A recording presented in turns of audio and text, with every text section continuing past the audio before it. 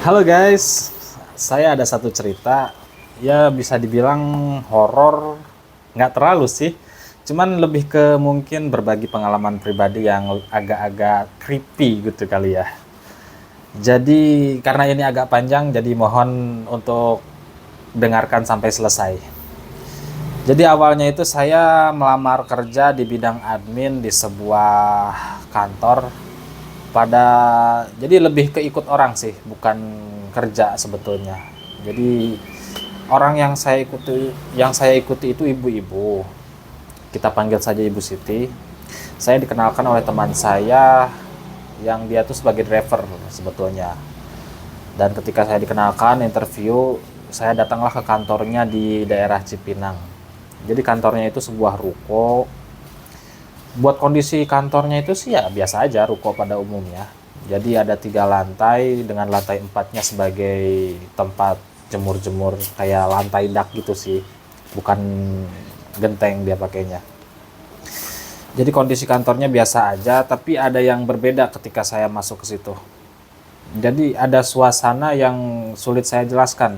Mungkin kalau orang yang terbiasa tahu iklim Jakarta ya pasti gerah. Tapi gerahnya di sana tuh jadi agak berbeda. Kayak di muka panas, di perasaan tuh kayak apa ya? Kayak punya kecenderungan untuk marah-marah sih, lebih ke sana. Jadi hawanya itu bukan hawa suhu ruangan, tapi hawa perasaan ini gerah, guys. Itu yang pertama saya rasakan di lantai 2 dan di lantai 3, dan yang paling parah itu di lantai 3.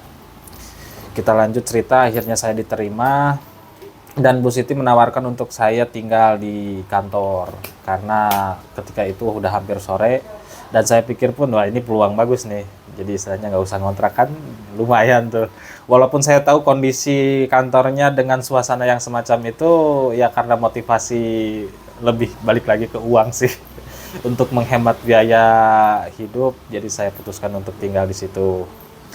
Adalah saya dapat satu ruangan di lantai 2.